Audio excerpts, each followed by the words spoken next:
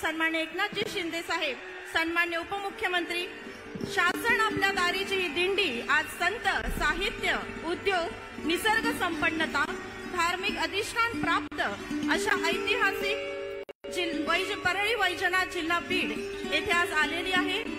दीपज्योती परब्रह्म दीपज्योतीर जनार्दना दीपो हरतु मे पापम दीपज्योतीर नमोस्तुते दीपज्योतीर नमोस्तुते। आपल्या सगळ्यांना मान्यवरांना विनंती करते की कृपया आपण स्थानापन्न व्हावं। महाराष्ट्र राज्याचा अभिमान आणि स्वाभिमान असलेलं पुन्हा एकदा सगळे सन्मान्य मान्यवरांनी स्थानापन्न व्हावं।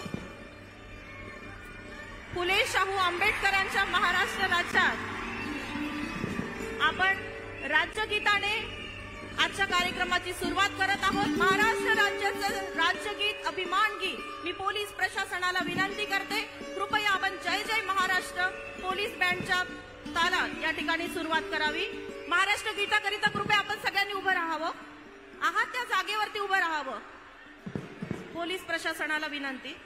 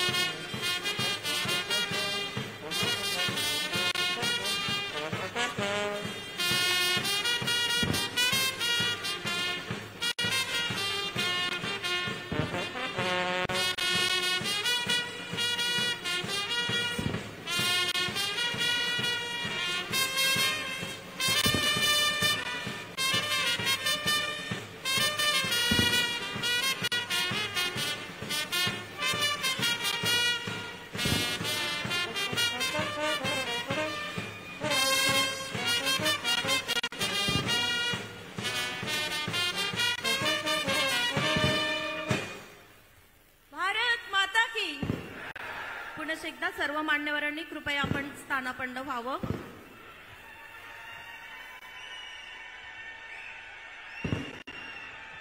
या परळी वैजनाथ मतदारसंघाचे लोकप्रिय आमदार आणि या जिल्ह्याचे सन्माननीय पालकमंत्री महाराष्ट्र महाराष्ट्र राज्याचे कर्तव्यदक्ष मंत्री माननीय धनंजयजी मुंडे साहेब, मी आपणास विनंती करते की आपण महाराष्ट्र राज्याचे सन्माननीय मुख्यमंत्री एकनाथजी शिंदे साहेब यांचा या ठिकाणी सन्मान करावा, स्वागत करावं, सत्कार करावा।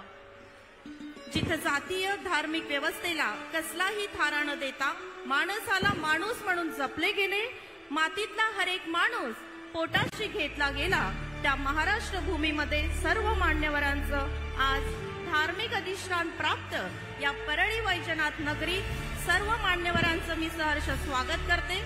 विराट संस्कृतीचे माहेरघर म्हणजे बीड जिल्हा, श्री वैजनाथ वरदायिनी माता योगेश्वरी, आद्य मराठी कवी मुकुंदराज, नायगाव मयूर अभयारण्य, 3.5 शक्तिपीठांपैकी एक शनी महाराज, हेमाडपंथी वास्तुकलेचा अत्यंत उत्तम नमुना असलेले योगेश्वरी मंदिर, कपिलधारचे मन्मथ स्वामी समाधी, राष्ट्रकुळाचा समर्थ पुरावा असलेलं केदारेश्वर मंदिर, कपिलधारचे स्वामी, अनेक पुरातन मंदिरे, गहिनीनाथ मंदिर, मच्छिंद्रनाथ नारायणगड, सीताफळासाठी प्रसिद्ध असलेला हा जिल्हा, दासपंथांचे हस्तलिखित ज्या ठिकाणी उपलब्ध आहे तो बीड जिल्हा, अशी देखणी निसर्ग संपन्नता, धार्मिक अधिष्ठान, साहित्य संपदा, उद्योग संपन्नता आणि संतांची पावनभूमी अशा सर्व गुण संपन्न बीड जिल्ह्यात सर्व मान्यवरांचं आणि उपस्थित सर्व समुदायाचं मनपूर्वक स्वागत करते,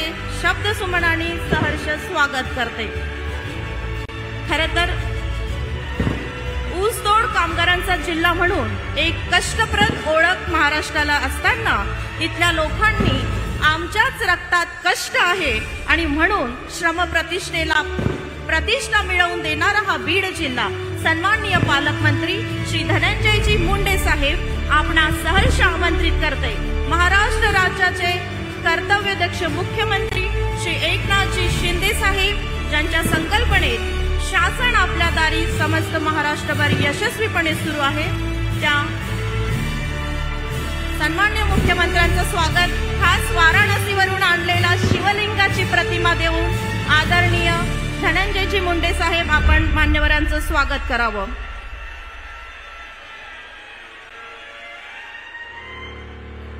यासोबतच पुनश एकदा पालकमंत्री महोदयांना विनंती,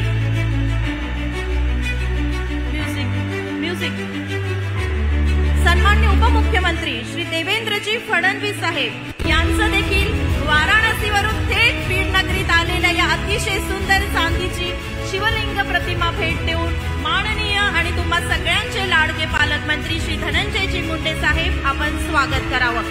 जोरदार टाळ्यांनी स्वागत करूया महाराष्ट्र राज्याचे उपमुख्यमंत्री श्री देवेंद्रजी फडणवीस साहेब।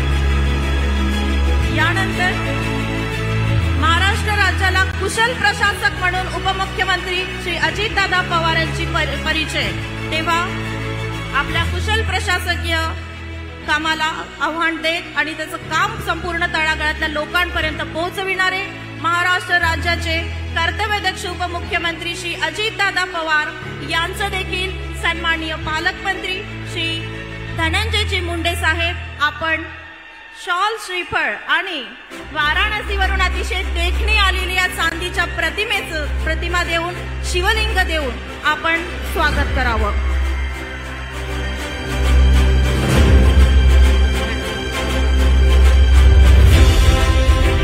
यानंतर बीड प्रशासनाच्या जिल्हाधिकारी सन्माननीय दीपा मुंडे मुधोळ मॅडम आपणास विनंती, आपण सन्माननीय मुख्यमंत्र्यांचा कृषी विभागाच्या वतीने रेशमाचा हार, रेशीम उत्पादनात अग्रेसर असलेला बीड जिल्हा, म्युझिक टेक्निशियन प्लीज म्युझिक, कृषी विभागाच्या वतीने अतिशय देखणा रेशीम हार देऊन आपण उपमुख्यमंत्री श्री देवेंद्रजी फडणवीस साहेब यांचं मिलेट्स बास्केट देऊन सुद्धा स्वागत करावं। अतिशय महत्त्वाचं भेटवस्तू देऊन महाराष्ट्र राज्याचे उपमुख्यमंत्री श्री अजितदादा पवार, सन्माननीय श्री अजितदादा पवार यांचं देखील कृषी विभाग निर्मित रेशीम हार देऊन आपण स्वागत करत आहोत। यासोबत विचारपीठावरील सर्व मान्यवरांचं स्वागत सन्माननीय मुख्य कार्यकारी अधिकारी जिल्हा परिषद बीड श्री पाठक सर आपण उपस्थित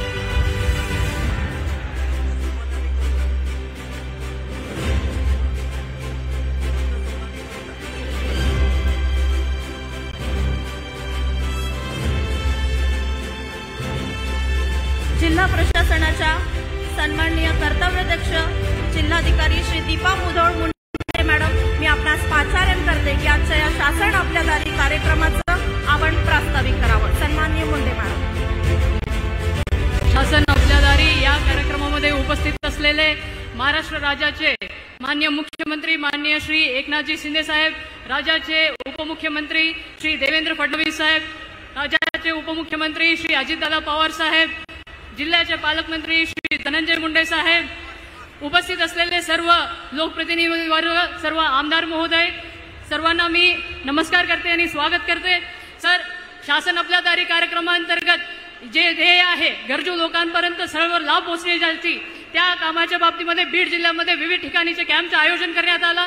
त्याच्यामध्ये विविध प्रकारचे लाभाचे वाटप त्या गावामध्ये जाऊन अर्ज भरून घेऊन ते लाभाचे वाटप करण्यात आले. सर, जिल्ह्याचे पालकमंत्री महोदयांच्या मार्गदर्शनाखाली बीड जिल्हा पायलट डिस्ट्रिक्ट म्हणून पीएम किसान सॅच्युरेशन ड्राईव्ह मध्ये निवड करण्यात आलेला आहे. त्याच्यामध्ये आम्ही गावोगावी जाऊन शेतकऱ्यांच्या ई-केवायसी करून घेत आहोत. त्याच्यामध्ये पूर्ण देशभरामध्ये 7 राज्यांमधील एक जिल्हा निवडला गेलेला आहे. त्याच्यामध्ये महाराष्ट्र राज्याच्या बीड जिल्ह्याची निवड झालेली आहे. त्या अनुषंगाने आमच्या जिल्ह्यामध्ये काम होतो आहे. सर, माननीय देवेंद्र फडणवीस साहेबांच्या मार्गदर्शनाखाली जे जलयुग शिवार अभियानाचं काम सुरू होतं त्याच्यामध्ये लोकसहभागातून गाळ काढण्याचे अत्यंत काम चांगलं झालेलं आहे. त्याच्यामध्ये CSRच्या माध्यमातून गाळ काढण्याचे, गाळ उपसाच्या नाला सरळीकरणाचे काम झालेलं आहे. सर, परंतु 1-2 समस्या मला या ठिकाणी सांगावंसं वाटतं की बीड जिल्ह्यामध्ये खूप मोठ्या संख्येने ऊसतोड कामगार आहेत. त्याच्यामुळे बालविवाह होतो. बालविवाहाच्या अनुषंगाने आमच्या अभियान सुरू आहे. त्याचे एक शॉर्ट फिल्म पण आज आपल्या हस्ते आम्ही अनावरण करून घेणार आहोत. सर, शासनाचे वेळोवेळी आलेले निर्देश, त्याचप्रमाणे जलजीवन मिशन असू दे किंवा रोजगार हमी योजनेचे काम, 16,000 वैयक्तिक सिंचन विहिरीचे काम महाराष्ट्र राज्यामध्ये बीड जिल्हा अग्रेसर त्या कामामध्ये आहे. सर, तसेच गायगोठा असू द्या. अजून जेव्हा आपण समस्या मांडतो, समस्या मांडण्याच्या ऐवजी मला एक असं सांगावंसं वाटतं सर, महाराष्ट्र राज्यामध्ये बीड जिल्ह्यामध्ये रेशीम लागवड अत्यंत अग्रेसर आहे. त्याच्यामध्ये जे काही टोटल उत्पन्न आहे त्याच्या 25% वाटा फक्त बीड जिल्ह्याचा आहे. सर, रोजगार हमी योजनेच्या माध्यमातून, त्याच्या कन्व्हर्जन्सच्या माध्यमातून रेशीम लागवडमध्ये 4,500 शेतकरी रेशीम लागवड करतात. तसेच 10 चौकी सेंटर आहे आणि 3 कोषच्या धागा निर्मिती केंद्र आमच्या जिल्ह्यामध्ये आहे. सर, या सर्व गोष्टींच्या आणि आता जे ऑनलाईन उद्घाटन होणार आहे, सर्व मुख्यमंत्री, सर्व उपमुख्यमंत्री, पालकमंत्री, सर्व लोकप्रतिनिधींच्या प्रयत्नातून बीड जिल्ह्यामध्ये अत्यंत काम शासनाचे तंतोतंत निर्देश पालन करत आहोत. सर, जय हिंद, जय महाराष्ट्र. हा कार्यक्रम खरं तर लाभार्थ्यांचा आहे आणि आपल्याकडे 35 लाभार्थी आहेत. आता मी सगळ्यांना विनंती करतो, आपल्यामध्ये जरा शैफुद्दीन पठाण, माझी कन्या भाग्यश्री मधून तिला 25,000 रुपये मिळालेले आहेत. पटकन यायचं आहे, सगळ्यांनी लवकर यायचं आहे. जरा सैफुद्दीन पठाण, माझी कन्या भाग्यश्री मध्ये तिला 25,000 रुपये, आज 25,000 रुपयांचं अनुदान मिळत आहे. त्यानंतर दिव्या विनोद ढवळे यांना अंगणवाडी मदतनीस, दिव्या विनोद ढवळे यांना अंगणवाडी मदतनीस असं आज नियुक्ती मिळालेली आहे, दिव्या विनोद ढवळे. त्याच्यानंतर सुभाष सोनाजी थेटे यांना एकात्मिक फलोत्पादक विकास अभियान याच्यातर्फे 1,53,000 रुपयाचं आज ड्रॅगन फ्रूटची लागवड करणार आहेत हे, आणि यांना तो चेक मिळत आहे. याच्यानंतर चंद्रकला परशुराम सोनावणे यांना प्रधानमंत्री सूक्ष्म अन्न प्रक्रिया उद्योग याच्यामध्ये कर्ज मंजुरी पत्र मिळत आहे. त्यांना 80,000 रुपयाचं हे मिळालेलं आहे आणि त्या मिरची कांडप यंत्र हे असं सुरू करणार आहेत. त्याच्यानंतर चंद्रसेन त्रिंबक चौरे यांना पीक विमामध्ये अग्रिम प्रमाणपत्र मिळत आहे. सोयाबीनचं 5,666 रुपये पीक विम्याचं अग्रिम प्रमाणपत्र आज त्यांना मिळत आहे. 1 रुपयात त्यांनी पीक विमा घेतलेला होता. त्यानंतर शिवाजी श्रीमंत खरबाड यांनी FPO फार्मर प्रोड्युसर ऑर्गनायझेशन मध्ये, यांच्यासाठी जोरदार टाळ्या होऊन जाऊ द्या मित्रांनो, 1,16,30,000 रुपये, 1,16,30,000 रुपये याचं एवढं अनुदान त्यांना मिळत आहे. आणि याच्यातून हे गोडाऊन सुरू करणार आहेत. त्या गोडाऊनमध्ये 2,000 मेट्रिक टनची कपॅसिटी आहे. त्यानंतर किशोर पवार यांना प्रधानमंत्री आवास योजनेतून 1,20,000 रुपयाचं घरकुल मिळत आहे. तसंच भगवान बबन जाधव यांना प्रधान पारडी आवास योजनेतून 1,20,000 रुपयाचं घरकुल मिळत आहे। त्याच्यानंतर किशोर ज्ञानेश्वर जाधव यांना सुद्धा घरकुल मिळत आहे। किशोर ज्ञानेश्वर जाधव किशोर सगळ्यांनी एकत्र यायचं आहे। त्याच्यानंतर आपल्याकडे उमेदमधल्या काही महिला आहेत, त्या उमेदमधल्या महिलांना आशा तुकाराम गवळी, किशोर ज्ञानेश्वर जाधव यांना घरकुल मिळत आहे रमाई आवास योजनेतून। त्याच्यानंतर उमेदमधल्या काही महिला आहेत, त्याच्यामध्ये आशालता तुकाराम गवळी यांना उमेद अभियानाअंतर्गत 3 लाख रुपयाचा मानधनाचा चेक मिळत आहे। त्यांनी छत्रपती महिला स्वयंसहायता समूह आहे आणि या समूहाला चेक आज मिळत आहे। त्याच्यानंतर प्रियांका विश्वनाथ काळे ह्या आपण उमेदमधल्या महिला आहेत, त्यांना 16 लाख रुपयाचा चेक मिळत आहे आणि त्याच्यामधून ते डाळ मिल आणि इतर व्यवसाय ग्रेडिंग, कूलिंग, सॉर्टिंग, पॅकिंगचा व्यवसाय करणार आहेत। त्यानंतर नानासाहेब विश्वंभर गात यांना गुरांच्या गोठ्यासाठी 86,000 रुपयाचा आज मानधन मिळत आहे। गुरांचा गोठा आज त्यांचा सँक्शन झालेला आहे। त्यानंतर सोमा सेवा जाधव यांना अहिल्यादेवी सिंचन विहीरमध्ये 4 लाख रुपये मिळत आहेत। ते आता स्वतःची विहीर काढणार आहेत। 4 लाख रुपयाचं मानधन आज मिळत आहे, त्यामुळे त्यांची विहीर होणार आहे। त्यानंतर रणजित बाबूराव लोंढे हे ऊसतोड कामगार आहेत आणि ऊसतोड कामगार ओळख प्रमाणपत्र हा जिल्हा पहिला जिल्हा आहे जे ऊसतोड प्रमाणपत्र पहिल्यांदाच देत आहे। जोरदार टाळ्या होऊन जाऊ द्यात मित्रांनो। आता यांना सगळ्या योजना मिळतील, ऊसतोडी कामगारांच्या सगळ्या योजना ते पात्र झालेत। त्यानंतर सचिन सहदेव घरात यांना कुसुम योजनेतर्फे 3 HP पंप मिळणार आहे। कुसुम योजना खूप महत्वाची योजना आहे। त्यानंतर श्याम शरद माटे यांना मुख्यमंत्री रोजगार निर्मिती योजना याच्यामधून 13,50,000 रुपयाची झेरॉक्स मशीन त्यांनी घेतली आहे आणि त्यांना आता व्यवसायाला खूप मोठा सपोर्ट मिळणार आहे। त्यानंतर केशव गवणे यांना वैयक्तिक कर्ज व्याज परतावा योजना मधून ट्रॅक्टरची चावी, यांना एक ट्रॅक्टर आज मिळत आहे। ट्रॅक्टरची चावी आज मिळत आहे। 2.4 लाख रुपये एवढी सबसिडी त्यांना मिळालेली आहे। त्यानंतर नागेश लक्ष्मण रडे यांना कुणबी प्रमाणपत्र मित्रांनो फक्त 6 दिवसामध्ये आणि 50 रुपये देऊन त्यांना शासनाने एकदम फास्ट पद्धतीने कुणबी प्रमाणपत्र दिलेलं आहे।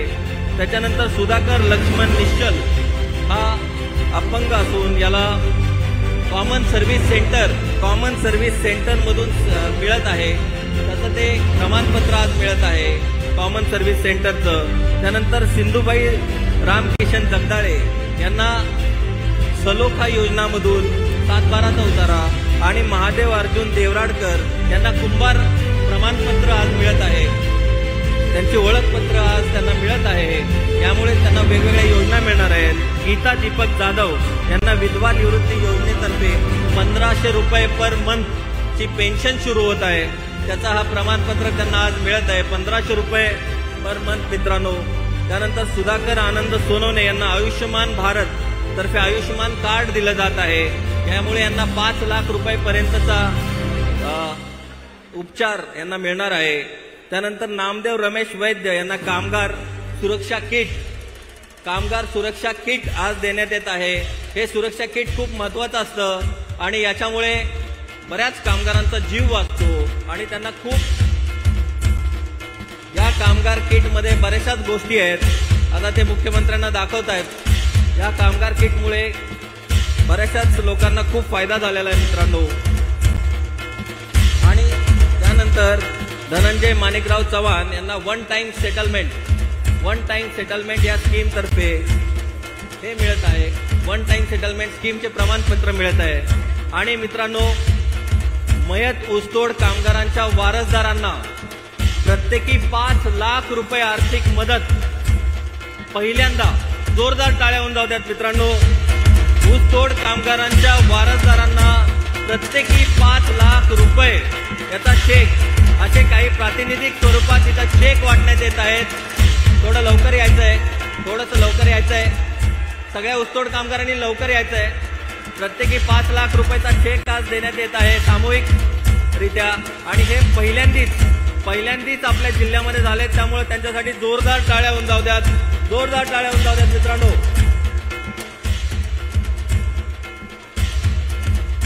ऊसतोड कामगारांना प्रत्येकी 5 लाख रुपये त्यांच्या वारसदारांना त्याचे चेक वाटप आज होत आहे आणि हा शेवटचा लाभ आहे आता आपला इथला.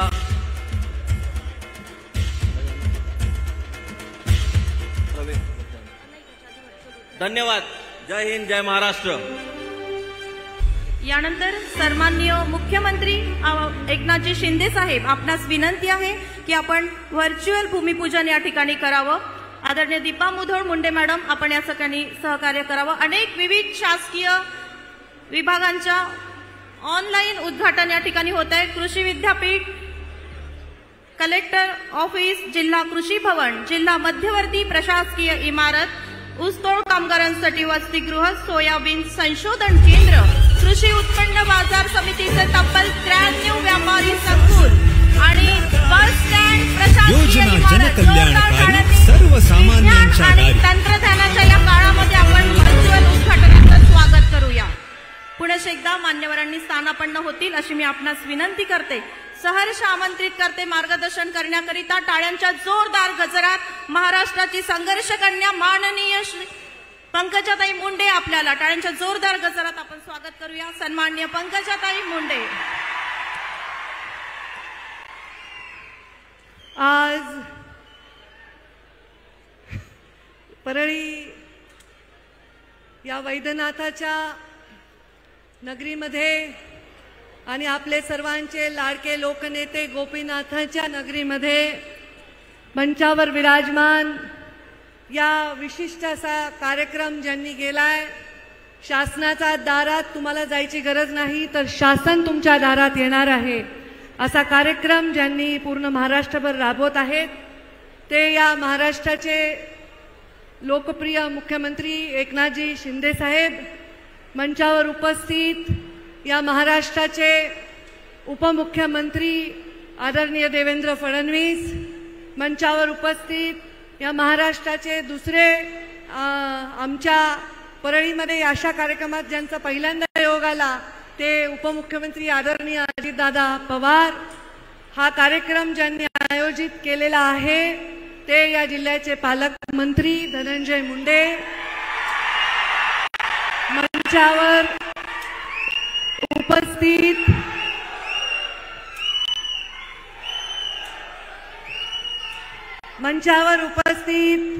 आमदार मी प्रकाशदादा सोळंके, आमदार नमिता मुंदळा, आमदार आजबे काका, आमदार लक्ष्मण पवार, तीनही पक्षातील विविध जिल्ह्याचे पदाधिकारी, या बीडच्या कलेक्टर मुधोळ मुंडे मॅडम, उपस्थित सर्व अधिकारी आणि समोर उपस्थित या सरकार आपल्या दारी या कार्यक्रमात ज्यांना लाभ सरकारी योजनांचा मिळालेला आहे असे आणि या तीनही नेत्यांवर, चारही नेत्यांवर प्रेम करणारे, चारही नेत्यांवर प्रेम करणारे सर्व इथे आलेले पंचक्रोशीतील वडीलधारी मंडळी, युवा बांधव आणि माता भगिनींनो, मी इथे या मंचाकडे जेव्हा बघत होते मला फार उकाडा होत होता, मला खूप गरम होत होतं. म्हटलं आता डिसेंबरच्या महिन्यामध्ये एवढी गरमी का होत आहे. मग माझ्या लक्षात आलं की शिंदे, पवार आणि फडणवीस तिघही एका मंचावर हे परळीच्या या कार्यक्रमाला आलेले आहेत. त्याहीपेक्षा थोडा पारा जास्त गरमीचा वाढलाय कारण धनंजय मुंडे आणि पंकजा मुंडे सुद्धा एका मंचावर दिसत आहेत. मला मीडियाने विचारलं, मला अरे खुर्च्या कुठे घेऊन चाललात तुम्ही. मला मीडियाने विचारलं की ताई या कार्यक्रमामध्ये तुम्ही आला ते प्रमुख आकर्षण आहे का.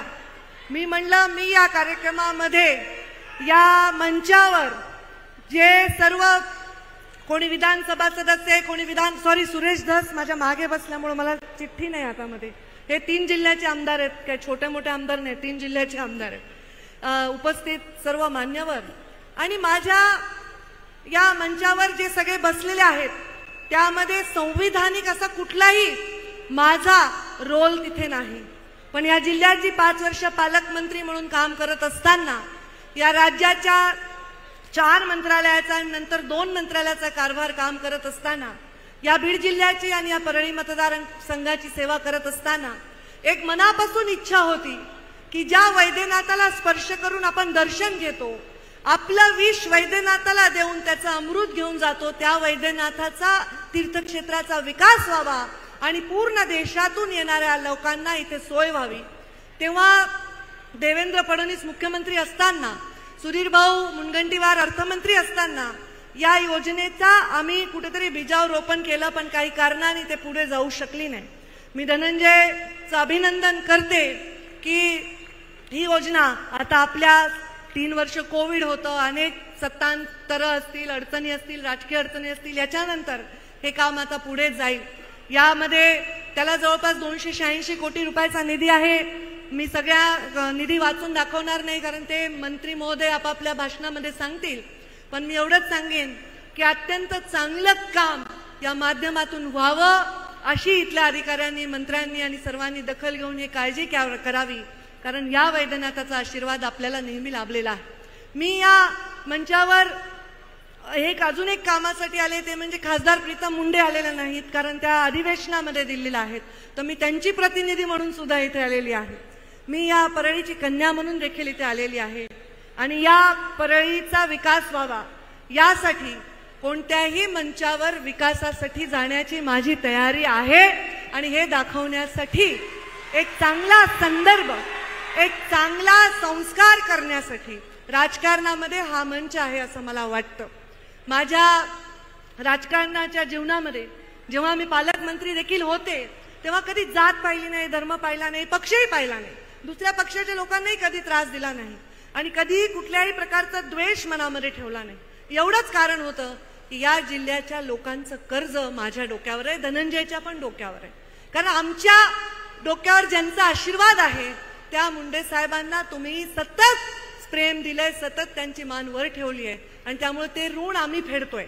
आमची पुढची पिढी फेडेल, त्यांची पुढची पिढी फेडेल, तरी ते ऋण फेडणार नाही, एवढं मोठं ऋण आहे आणि तो विकास तुमच्या पदरात देणं हे आमचं कर्तव्य आहे। गे मायभू तुझे मी फेडीन पांग सारे, आणीन आरतीला हे सूर्य चंद्र तारे, हे जर तुमच्यासाठी म्हणलं तर कमी होणार नाही आणि म्हणून तुमच्या या विकासासाठी माझी परळी नगरी, या परळीची पहिल्यांदा विधानसभेची सदस्य म्हणून मला सभागृहात जायची संधी मिळाल्यामुळे 4 गोष्टी करता आल्या, त्यामुळे मंत्री म्हणून काम करता आलं आणि आज या परळीच्या विकासासाठी मी खांद्याला खांदा लावून सगळ्यांच्या बरोबर काम करेन।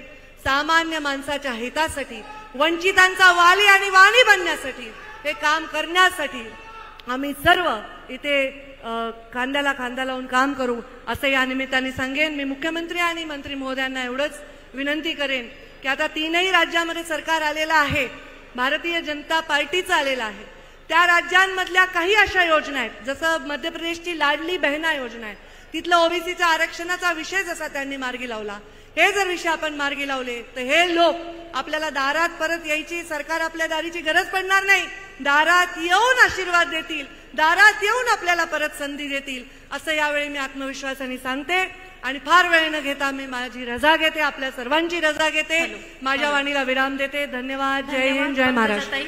परळीवासियांनो, महाराष्ट्राला एक संघर्षशील, तरुण, तडफदार आणि ध्येयवेड नेतृत्व आपण दिले, तेव्हा टाळ्यांच्या जोरदार गजरात आमंत्रित करते आपले लाडके पालकमंत्री श्री धनंजयजी मुंडे साहेब।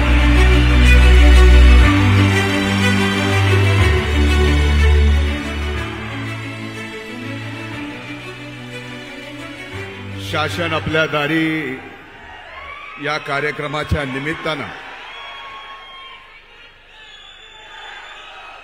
राज्याचे माननीय मुख्यमंत्री इथं उपस्थित आदरणीय एकनाथरावजी शिंदे साहेब, आता इथून आगे बढो म्हणल्यानंतर जर इथून आहे तिथून आगे बढो म्हणल्यावर थोबड फुटल ना माझं, इथून आगे बढो कसं व्हायचं, इथून शांत बसा जरा। राज्याचे उपमुख्यमंत्री आदरणीय देवेंद्र भाऊ फडणवीस, राज्याचे उपमुख्यमंत्री आदरणीय दादा व्यासपीठावर उपस्थित विधिमंडळातील माझे सर्व सहकारी, प्रशासनातील सर्व सन्माननीय अधिकारी, महायुतीतील सर्व पक्ष घटकातील सन्माननीय व्यासपीठावरील नेते आणि आज ज्यांना खऱ्या अर्थानं आदरणीय मुख्यमंत्री आणि उपमुख्यमंत्र्यांच्या शुभास्ते लाभ देण्यात आला त्या जिल्ह्यातील लाभार्थी, आजच्या या शासन आपल्या दारी या कार्यक्रमाला इथं उपस्थित सर्वात मोठ्या संख्येनं असलेल्या माझ्या मायमाऊली, वडीलधारी मंडळी, उत्साहात असणाऱ्या माझ्या तरुण भावांनो आणि इथं उपस्थित पत्रकार मित्रांनो, सर्वप्रथम आदरणीय मुख्यमंत्री एकनाथराव शिंदे साहेबांचं, आदरणीय फडणवीस साहेबांचं, आदरणीय दादांचं या बीड जिल्ह्यामध्ये आणि 12 पैकी 12 पंचम ज्योतिर्लिंगाच्या या परळी वैद्यनाथ नगरीत आणि प्राचीन काळामध्ये कांतीपुरी ज्याला म्हणायचे त्या या नगरीत मी मनापासून आपलं या ठिकाणी पालकमंत्री या नात्यानं स्वागत करतो। जीवनामध्ये अनेक सभा केल्या, अनेक कार्यक्रम केले, पण शासन आपल्या दारी या निमित्तानं पहिल्यांदा असा कार्यक्रम होतोय की व्यासपीठावर एवढी मोठी संख्या असणाऱ्या कुठल्याही वक्त्याला बोलावं असं वाटेल, पण जीवनामध्ये माझ्या पहिल्यांदा असा प्रसंग आला की एवढं सगळं तुम्हाला पाहिल्यावर आणि मागं वळून एवढं सगळं पाहिल्यावर तोंडातून शब्द सुद्धा निघू नये आणि एका वाक्यात आपलं भाषण संपवावं की माझीच नजर ना लागो माझ्या या वैभवाला।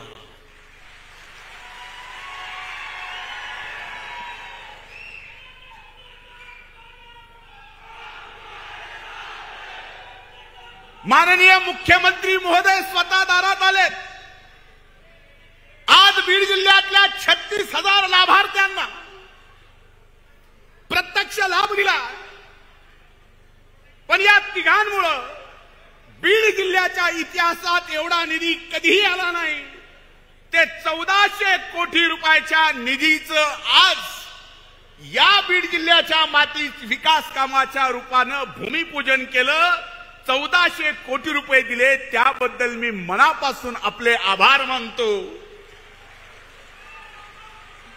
आणि आज या बीड जिल्ह्याचा एक नागरिक म्हणून, या भागाचा आमदार म्हणून आणि आपण दिलेल्या कृषी विभागाच्या आणि या जिल्ह्याच्या पालकमंत्र्याच्या जबाबदारीतून एक विश्वास देतो, आज ज्या पद्धतीनं ताकदीनं आपण बीड जिल्ह्याच्या पाठीमागं आणि बीड जिल्ह्याचं मागासलेपण दूर करण्यासाठी विकासाची गंगा या ठिकाणी देताय, थोडेसे आणखीन हात ढिले करा। हा बीड जिल्हा मागासलेला जिल्हा म्हणून ओळखला जाणार नाही। हा बीड जिल्हा ऊसतोड मजुरांचा जिल्हा म्हणून ओळखला जाणार नाही, तर हा बीड जिल्हा सर्वात विकसित जिल्हा आहे आणि सगळ्यात चांगलं काम केलेला जिल्हा म्हणून या ठिकाणी ओळखला जाईल। मी कुठल्या शब्दात आपल्या सगळ्यांचे ऋण व्यक्त करू। आज व्यासपीठावर बघितलं की बघा, अनेक जण म्हणले की आजच्या कार्यक्रमाचं आकर्षण काय, ते आकर्षण काय आमच्या ताईंनी सांगितलं। व्यासपीठावर ताई आणि मी एकत्र आहेत, दादा आणि देवेंद्र भाऊ एकत्र आहेत, बाळा काका आणि सुरेशांना एकत्र आहेत, भैयासाहेबांना लक्ष्मणांना भैयासाहेब सुद्धा इथं आलेले आहेत।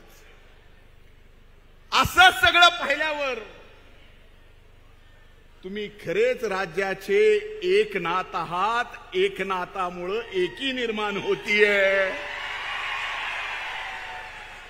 मात्र निश्चित आहे. माझी एवढीच अपेक्षा आहे. आमच्या छोट्या मागण्यात दादा आपण विलक्षण प्रेम केलं, देवेंद्र भाऊ आपण पण विलक्षण प्रेम केलं. ताईंनी विकासाची सुरुवात केली. आता विकासाच्या मध्यावर कुठेतरी आहोत. अनाज या व्यासपीठावर तुमच्या सर्वांच्या साक्षीनं आणि बीड जिल्ह्यातल्या या मायबाप जनतेच्या साक्षीनं शब्द देतो की आम्ही दोघं मिळून आणि इथं जे जे तुम्हाला सगळे एक दिसते सगळे एकत्र मिळून या बीड जिल्ह्याचा विकास करून दाखवू. याच्या पलीकडे दुसरं कुठलं वचन देऊ शकत नाही. आज परळीच्या 12 ज्योतिर्लिंगाच्या 283 कोटी रुपये शिवपुराणामध्ये या 12 पंचम ज्योतिर्लिंगाचं आगळं वेगळं स्थान आहे. मी आज बोललो तर त्याचा वेगळा अर्थ कोणी घेऊ नका. याला शिवपुराण प्रमाण की काशी विश्वेश्वरापेक्षा गौबल आघाव पुण्य जर कुठं असेल तर या पंचम परळीच्या वैद्यनाथाला हे आपण मान्य करता का नाही. आज 283 कोटी रुपये दिलेत. कलेक्टर ऑफिस दिलं, प्रशासकीय इमारत दिली. 8 महिलांसाठी फक्त मुलींसाठी 8 कस्तुरबा गांधीच्या तत्वावरती निवासी शाळा दिल्या. ऍग्रिकल्चर कॉलेज परळीला दिलं. एवढंच नाही, ऍग्रिकल्चर मॅनेजमेंट कॉलेज दिलं.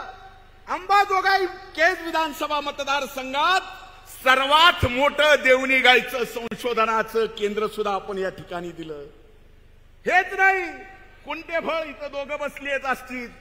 दादा तिथे 546 किलोमीटराचं 46 कोटीचं माजलगाव उजव्या कालव्याचं ज्याचा सर्वात मोठा फायदा हा गेवराई मतदारसंघाला, बीड मतदारसंघाला आणि माजलगाव मतदारसंघाला आणि थोडं थोडकं परळीला होणार आहे.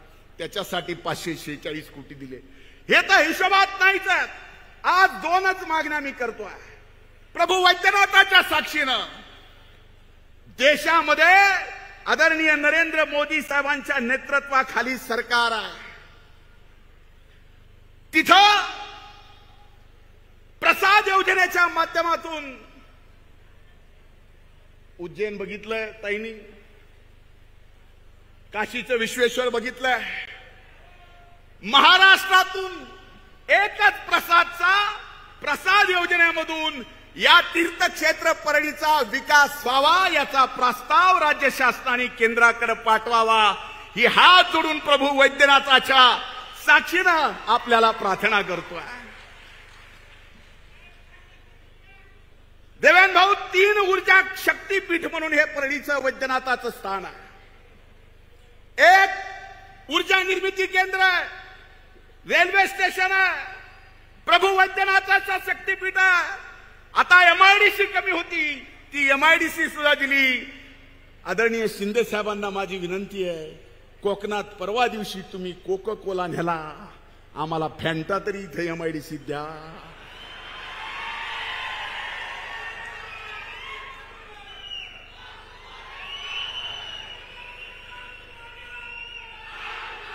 या बीड जिल्ह्याच्या मातीतल्या माणसाच्या हातातल्या मनगटात ताकद एवढी आहे की आम्ही 6 महिने विस्थापित होऊन आमची शेती करून दुसऱ्याच्या शेतात जाऊन ऊस तोडतोय. तुम्ही जर थोडी आपण सर्वांनी ताकद मिळून या बीड जिल्ह्याच्या जनतेला दिली तर हा बीड जिल्ह्यातला प्रत्येक शेतकरी 12 माही शेती करून आपल्या मनगटाची ताकद आपल्या काळ्या मातीत वापरून स्वतःची आर्थिक क्रांती करून घेतल्याशिवाय राहणार नाही. दादा पहिल्यांदा तुम्ही परळी वैद्यनाथाला उपमुख्यमंत्री असताना, आता दादानी घड्याळ बघितली म्हणजे मला कळालं,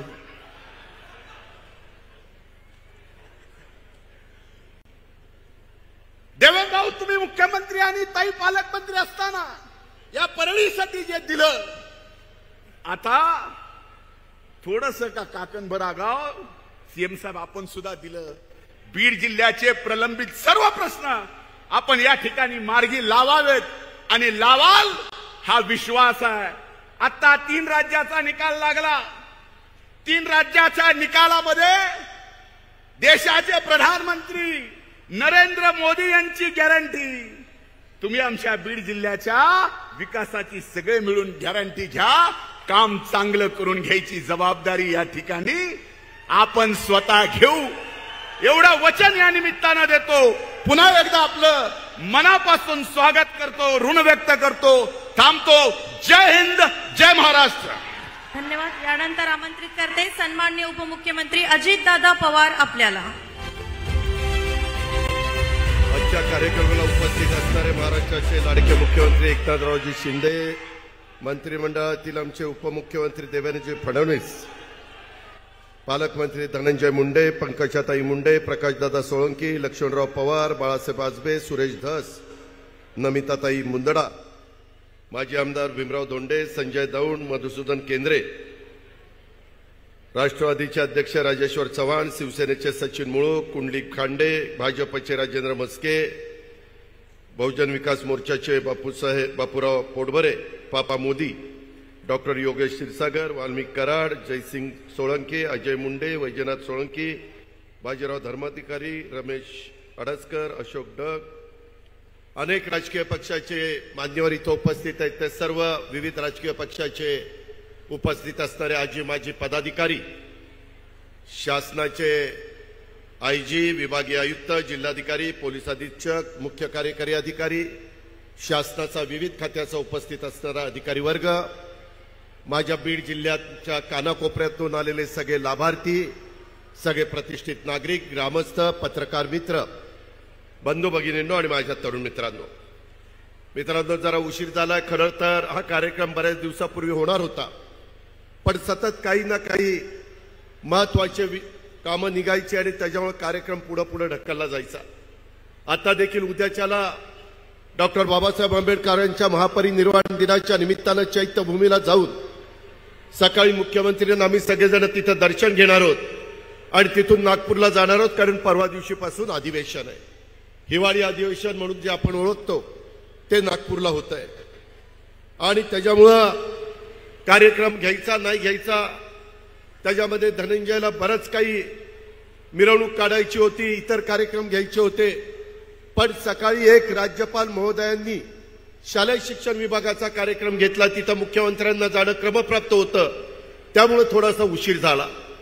हवामान बदललंय, ह्या दिवसामध्ये कधी गारपीट पाऊस आपण डिसेंबरमध्ये बघितला नव्हता, परंतु ग्लोबल वॉर्मिंगचं संकट आलंय, चक्रीवादळ आलंय, आंध्र प्रदेश, तामिळनाडू, इथं तेलंगणा त्याचा झटका बसलेला आहे आणि त्याच्यामुळं राज्य सरकार ह्या सगळ्या गोष्टीची नोंद घेत आपल्या बळीराजाला मदत झाली पाहिजे अशा प्रकारची भूमिका आहे आणि त्याच्यातूनच एकनाथराव शिंदेंच्या मनामध्ये कल्पना आली, महायुतीच्या सरकारच्या मनात कल्पना आली, शासन आपल्या दारी, लोकांना हेलपाटे मारून द्यायचे नाही, जे काही केंद्र सरकारच्या योजना असतील, राज्य सरकारच्या योजना असतील, ते आमच्या लाभार्थीच्या दारामध्ये जाऊन त्याला तिथं द्यायच्या।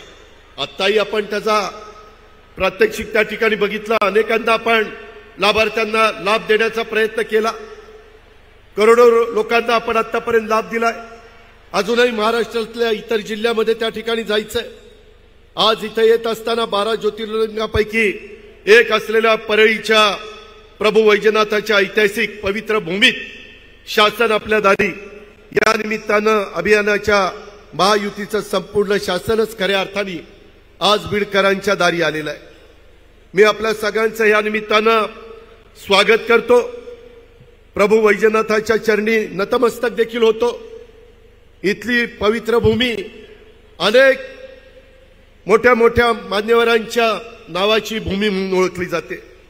ही भूमी देवदैवतांची भूमी आहे, संत महात्म्यांची भूमी आहे, महापुरुषांची भूमी आहे, भगवान श्री कनकालेश्वरांची भूमी आहे, श्री खंडेश्वरीची, तसंच मन्मथ स्वामींची, विमलनाथांची अशा प्रकारची भूमी आहे। अंबेजोगाईच्या आपल्या योगेश्वर देवीची भूमी आहे, कुलस्वामीची सटवाई देवीची भूमी आहे आणि 12 ज्योतिर्लिंगापैकी ज्याचा उल्लेख धनंजयने आपल्या भाषणामध्ये केला त्या परळीच्या प्रभू वैजनाथाची भूमी आहे, दासोपंत महाराजांची भूमी आहे, त्याच्यामुळे या समस्त देवदेवतांच्या चरणी मी वंदन करतो आणि बीड जिल्ह्याच्या महाराष्ट्राच्या विकासासाठी काम करत असणाऱ्या ह्या महायुतीच्या सरकारला बळ दे असं साकडं देखील आपल्या सर्वांच्या साक्षीनं मी या ठिकाणी देवतांच्या चरणी त्या ठिकाणी घालतो। मित्रांनो, आपल्या इथं जसं वेगवेगळ्या देवदेवतांची मी नावं घेतली तशाच पद्धतीनं आपल्या ही सगळी भूमी ही त्या ठिकाणी आपल्याला माहिती आहे श्री संत भगवान बाबा आणि श्री संत जगतमित्र नागा या संतांना देखील मी नमन करतो। आज वेळ आमच्याकडे कमी आहे, मुख्यमंत्री उपमुख्यमंत्र्यांना मार्गदर्शन करायचं आहे, अनेक काही मुद्दे इथं काढलेले आहेत। खरं तर इथं ज्यावेळेस आम्ही संभाजीनगरला मधल्या काळामध्ये आपल्या एकंदरीत मराठवाडा मुक्तीसंग्रामाला 75 वर्ष झाली, त्याच्यामध्ये एक चांगला कार्यक्रम दिला, 60,000 कोटीचा कार्यक्रम मुख्यमंत्र्यांनी आणि या महायुतीच्या सरकारने दिला।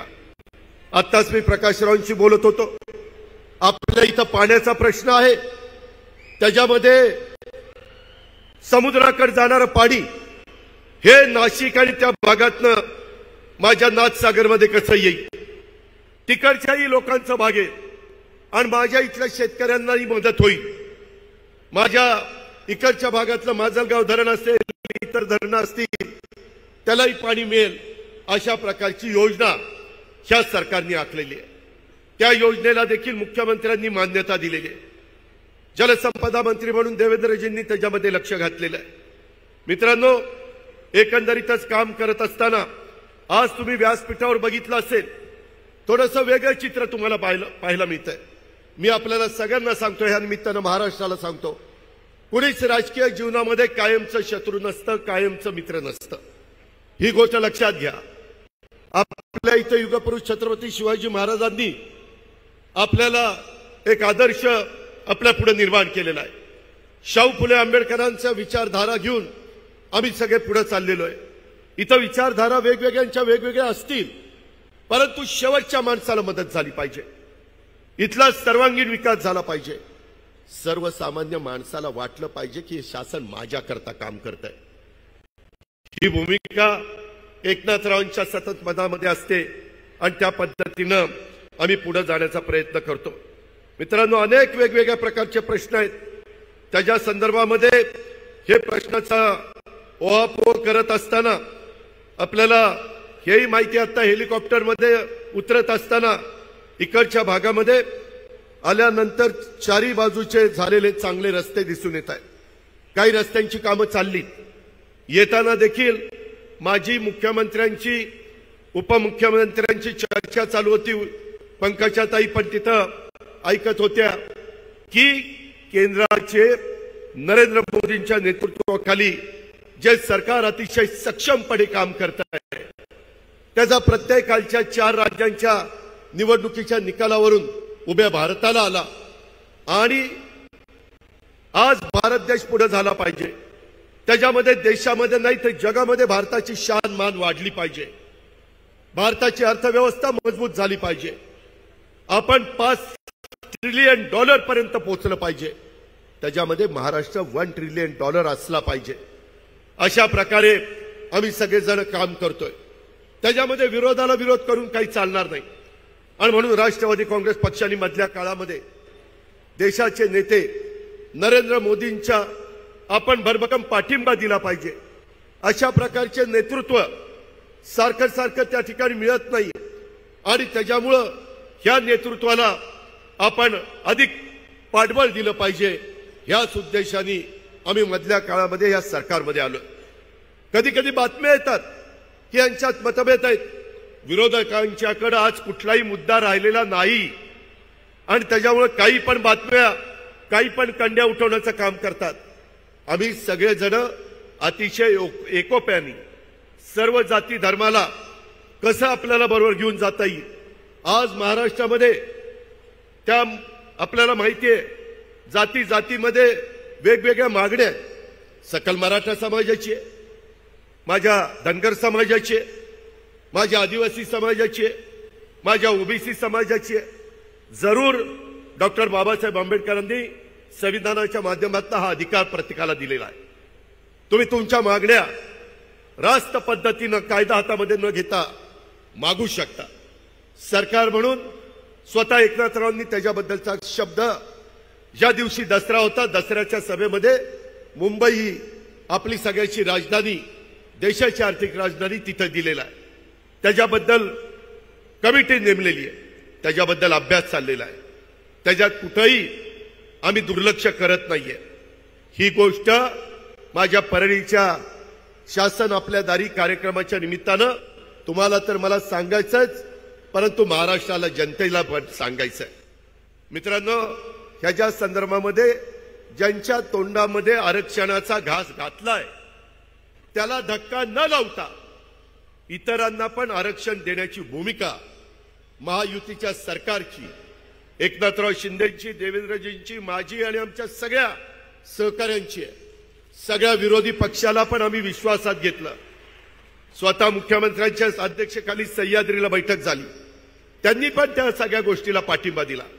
पण आपल्याला आपल्या बाप दादांनी, वरिष्ठांनी जाती जातीमध्ये अंतर पाडायला, तेढ निर्माण करायला, जाती जातीमध्ये त्या ठिकाणी कुठंतरी एकमेकाच्या मनामध्ये वेगळ्या प्रकारची भावना निर्माण करायला सांगितलेलं नाहीये. शिवाजी महाराजांनी पण 18 पगड जातीला घेऊन हिंदवी स्वराज्याची स्थापना केलेला इतिहास आपल्या सगळ्यांच्या समोर आहे. आणि महायुतीचं सरकार देखील या राज्यातल्या चांद्यापासून बांद्यापर्यंत 18 पगड जातीला बरोबर घेऊन पुढे चाललेलं आहे. आणि हे पुढे जात असताना देशातल्या वेगवेगळ्या राज्यांचे जे निकाल लागलेले आहेत त्यामध्ये त्यांनी देखील स्वतः पंतप्रधान नरेंद्र मोदी साहेबांना अतिशय मोठ्या प्रमाणावर पाठबळ त्या बाबतीमध्ये दिलेलं आहे. आज हे सगळं काम करत असताना मला आवर्जून तुम्हाला सगळ्यांना सांगायचं आहे, योजना तर इतक्या आहेत, त्या सगळ्या योजनांचा फायदा तुम्ही घेण्याचा प्रयत्न करा. त्यामध्ये कुणालाही आम्ही दुर्लक्षित त्या ठिकाणी ठेवू इच्छित नाही. मला आपल्याला सगळ्यांना सांगायचं की इतक्या वेगवेगळ्या प्रकारच्या योजना आपण दिलेल्या आहेत. त्याच्यामध्ये तुमचे पालकमंत्री धनंजय मुंडे यांच्याकडे एकनाथरावांनी कृषी खात्याची जबाबदारी दिलेली आहे. एक चांगल्या पद्धतीनं गेल्या 4 महिन्यामध्ये 150 दिवसात 75 निर्णय कृषी विभागाने एकनाथराव शिंदेच्या नेतृत्वाखाली धनंजयच्या मदतीने घेतलेले. शेतकऱ्यांना कुठेही काही अडचण आली, कांद्याचा प्रश्न आला तरी आम्ही त्यांना तिकडं पियुष गोयल आणि बाकीच्या मान्यवरांच्याकडे आम्ही यांच्याकडे पाठवलं. दिल्लीला तिथं पीक विम्याच्या मुदतवाढीचा विषय असो, नेहमीच धनंजय आणि त्यांचे सगळे सहकारी आग्रही असतात. वर्षी आपण मोठ्या दुष्काळाला सामोरं जातोय. संकटाच्या काळामध्ये माझ्या शेतकऱ्याला आधार देण्यासाठी आपण 1 रुपयामध्ये पीक विमा योजना सुरू केलेली आहे. मित्रांनो, पंतप्रधान पीक विमा योजनेमध्ये आपल्याला माहिती आहे नुकसान भरपाईसाठी 48,34,745 अर्ज मंजूर झालेले. 2,105 कोटी 14 लाख रुपयाची रक्कम मंजूर झालेली आहे. 26,57,049 अर्जांना म्हणजे शेतकऱ्यांना 1,273 कोटी 65 लाख रुपयाचं वाटप झालेलं आहे. 21,77,696 अर्जांचं 831 कोटी 14 लाख रुपयाचं वाटप करण्याची प्रक्रिया सुरू आहे. धनंजयची धडपड चाललेली आहे. आम्ही एकनाथराव, देवेंद्र, आम्ही सगळेजण त्याला साथ देण्याचा प्रयत्न करतोय. तुम्हाला सगळ्यांना माहिती आहे की सगळी कामं करत असताना धनंजय माझ्याही जवळचा आहे, परंतु तो देवेंद्र फडणवीसांच्याही जवळचा आहे. आणि एकनाथराव पण त्या बाबतीमध्ये चांगल्या कामाला त्याला भरभक्कम पाठिंबा देत असतात. आणि त्याच्यामुळं तुम्ही त्याबद्दल काही काळजी करू नका. सगळे इथले लोकप्रतिनिधी, भाजपचे आमदार असतील, राष्ट्रवादीचे आमदार असतील, सगळ्यांना विश्वासामध्ये घेऊन उद्याच्या पुरवणी मागण्यामध्ये देखील एक चांगल्या प्रकारचा निधी राज्याच्या सर्वांगीण विकासाला देण्याचा आमचा सगळ्यांचा प्रयत्न आहे. तो तुम्हाला 7 तारखेला पुरवणी मागण्या सभागृह समोर ठेवल्यानंतर त्या ठिकाणी होईल। गोपीनाथरावजी मुंडे यांची समाधी स्वर्गीय गोपीनाथ मुंडे ऊसतोड कामगार न्याय देण्याचा प्रयत्न आम्ही त्या ठिकाणी एक लोकनेता त्यांची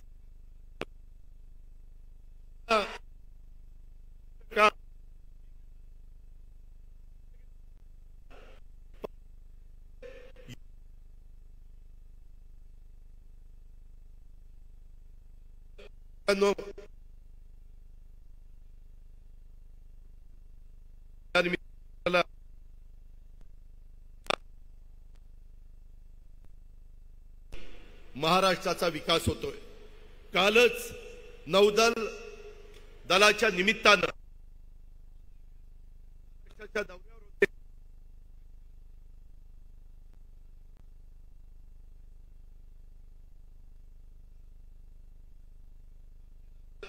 त्या एक महाराजांचा पूर्णाकृती पुतळ्याचं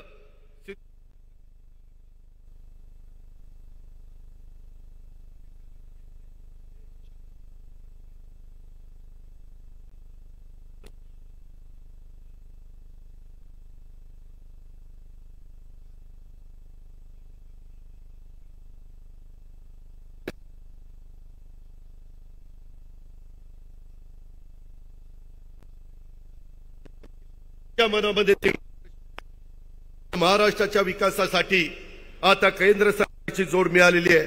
राज्याच्या विकासासाठी आवश्यक असणाऱ्या निधीची कोणतीच कमतरता आपल्याला भासणार नाही, परंतु आपण सगळ्यांनी एकोपा ठेवला पाहिजे। उद्याच्या येणाऱ्या लोकसभेच्या निवडणुकीच्या निमित्तानं तिसऱ्यांदा या देशाचं पंतप्रधान नरेंद्र मोदी साहेबांना करण्याकरता 48 पैकी कमीत कमी 45 जागा तरी निवडून आणण्याचं काम हे आपल्याला सगळ्यांना करायचं आहे। त्याकरता तुमच्या आशीर्वादाची गरज, त्याकरता तुमच्या भरभक्कम पाठिंब्याची गरज ही आम्हाला हवी आहे।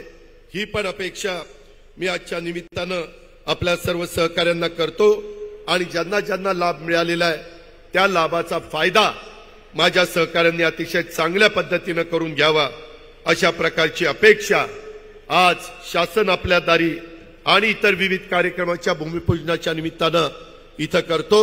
आज 286 कोटी रुपये आपण त्या ठिकाणी प्रभू वैद्यनाथाच्या सुधारित तीर्थक्षेत्र विकास आराखड्याला देतोय। माझी एवढीच विनंती आहे की जे हेरिटेज काम आहे दगडाला रंग मारू नका, जे दगडा ओरिजिनल असतो तशा पद्धतीने ते ठेवा। आत्ताच येताना आमची चर्चा झाली, पांडुरंगाचं विठ्ठलाचं पण तिथला जीर्णोद्धार करायचं आमच्या महायुतीच्या सरकारच्या मनामध्ये आहे। एकनाथराव म्हणले लवकरच आपण तेही काम सुरू करू। जिथं जिथं महत्वाची तीर्थस्थळं आहेत, मग ती कुठल्याही जाती धर्माची असो, तिथं भाविक जातात, तिथं सुविधा मिळाल्या पाहिजेत। अशा प्रकारचा संकल्प, अशा प्रकारचा निश्चय आम्ही सगळ्यांनी केलेला आहे। देश पातळीवर तशा प्रकारचं काम हे मोदी साहेबांनी उभं केलेलं आहे। तशा पद्धतीनं आपल्या राज्यामध्ये देखील आम्ही सगळेजण काम करू इच्छितोय। इतर देखील प्रश्न अतिशय तडफेडी सोडवण्याच्या करता आम्ही कुठं कमी पडणार नाही हा शब्द आपल्याला सगळ्यांना देतो आणि या ठिकाणी थांबतो। जय हिंद, जय महाराष्ट्र। धन्यवाद दादा। यानंतर जलयुक्त शिवारचे प्रणेते आणि शिवरायांच्या महाराष्ट्राला लाभलेला अभ्यासू व्यक्तिमत्व कर्तव्यदक्ष उपमुख्यमंत्री माननीय श्री देवेंद्रजी फडणवीस साहेब आपल्याला मार्गदर्शन करतील। हिंदवी स्वराज्याचे सरसंस्थापक छत्रपती शिवरायांना मानाचा मुजरा करतो। भारतीय राज्यघटनेचे शिल्पकार भारतरत्न डॉक्टर बाबासाहेब आंबेडकर यांना मानवंदना अर्पित करतो। आज परळीमध्ये आल्यानंतर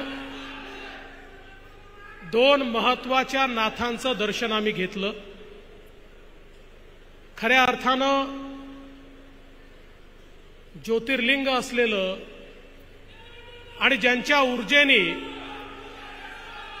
हा संपूर्ण संसार चाललेला आहे अशा परळी वैद्यनाथाचं दर्शन आम्ही घेतलं आणि ज्यांच्या ऊर्जेमुळे राजकारणामध्ये आम्ही आहोत ते आमचे गोपीनाथराव मुंडे, त्या गोपीनाथाचं दर्शन देखील आज या ठिकाणी घेतलं। त्यामुळे एकीकडे परई वैजनाथाच्या चरणी नतमस्तक होत असताना आमचे नेते गोपीनाथरावजी मुंडे यांना देखील या ठिकाणी विनम्र अभिवादन करतो। शासन आपल्या दारी ही संकल्पना ज्यांनी मांडली ते महाराष्ट्राचे लोकप्रिय मुख्यमंत्री आदरणीय एकनाथरावजी शिंदे साहेब, आपले धडाडीचे उपमुख्यमंत्री माननीय अजितदादा पवार साहेब, युवा नेते राज्याचे कृषी मंत्री आणि जिल्ह्याचे पालकमंत्री धनंजय मुंडेजी, आमच्या भगिनी आपल्या जिल्ह्याचे माजी पालकमंत्री पंकजाताई मुंडे, आमदार सुरेश अण्णा धस, आमदार प्रकाश अण्णा सोळंके, आमदार लक्ष्मण अण्णा पवार, आमदार बाळासाहेब आसबे, आमदार नमिताताई मुंदडा, सुरेश नवलेजी, भीमराव धोंडेजी, मधुकर अर्दडजी, दीपा मुंडेजी, नंदकुमार ठाकूर, मंचावरील सर्व मान्यवर आणि या ठिकाणी उपस्थित एवढ्या मोठ्या संख्येनं जिथपर्यंत माझी नजर जाते तिथपर्यंत मला लोकच लोक दिसत आहेत। अशा माझ्या सगळ्या बीड जिल्ह्यातील सर्व भगिनी आणि बंधूंनो, खरं म्हणजे धनंजय मुंडेंनी या ठिकाणी आल्यानंतर एक मिरवणूक ठेवली होती। ती जर मिरवणूक आम्ही काढली असती तर संध्याकाळपर्यंतही कार्यक्रम सुरू झाला नसता आणि या सगळ्या लोकांचं दर्शन घेता आलं नसतं। म्हणून सगळ्यात पहिल्यांदा आपल्याला विनम्रपणे या ठिकाणी अभिवादन करतो। खरं म्हणजे आज मराठवाडा संकटात आहे, बीड जिल्हा देखील संकटात आहे। मोठ्या प्रमाणात या ठिकाणी दुष्काळाची छाया आपल्याला पाहायला मिळते। अनेक तालुक्यांमध्ये त्या ठिकाणी पाऊस कमी पडल्यामुळे शेतकऱ्यांना मोठी अडचण निर्माण झाली आहे। पण मला एका गोष्टीचं समाधान आहे की यावर्षी आपण निर्णय केला आणि मुख्यमंत्री एकनाथराव शिंदेजी यांच्या नेतृत्वामध्ये 1 रुपयामध्ये पीक विम्याची योजना ही या ठिकाणी आपण जाहीर केली। आणि मला हे सांगताना समाधान वाटतं की आपल्या या जिल्ह्यामध्ये 18 लाख शेतकऱ्यांना पहिल्यांदा विम्याच्या इतिहासामध्ये 25% अग्रिम हे त्यांच्या खात्यामध्ये मिळाली आणि कृषी मंत्र्यांनी स्वतः लक्ष घालून हा विमा सर्वांना मिळाला पाहिजे याकरता प्रयत्न केले। आणि आता येत्या काळामध्ये सगळे शेतकरी जेवढे या दुष्काळामुळे अडचणीत आहेत त्या सगळ्या शेतकऱ्यांना आमच्या एकनाथरावजी शिंदे यांच्या नेतृत्वातील सरकार पूर्णपणे मदत करेल। कुठलाही शेतकरी आम्ही वाऱ्यावर सोडणार नाही, हा आपल्याला आश्वासित करण्याकरता या ठिकाणी मी आलेलो आहे। एवढंच नाही तर आपल्याला कल्पना आहे, आपण आता मराठवाड्यामध्ये नानाजी देशमुख कृषी समृद्धी योजनेचा दुसरा टप्पा सुरू केलाय। या योजनेच्या अंतर्गत गावामध्ये प्रत्येकाला शेततळं असेल, त्या ठिकाणी शेततळ्याचं अस्तरीकरण असेल किंवा त्या ठिकाणी ड्रिपची व्यवस्था असेल, त्या ठिकाणी वेगवेगळ्या प्रकारच्या योजना असतील, त्या ठिकाणी आमच्या शेतकऱ्यांकरता गोदामाची योजना असेल, आमच्या शेतकऱ्याच्या शेतमालाला भाव देण्याकरता व्हॅल्यू ॲडिशनची त्या ठिकाणी व्यवस्था असेल, मिनी अशा प्रकारचे त्या ठिकाणी प्रक्रिया केंद्र असतील। या सगळ्या गोष्टी आता आपण या ठिकाणी सुरू केलेल्या आहेत। कुठेतरी आमच्या शेतकऱ्याला स्थैर्य यावं आणि त्याच्या शेतमालाला योग्य भाव मिळावा हा प्रयत्न आपल्या सरकारच्या माध्यमातून चाललाय।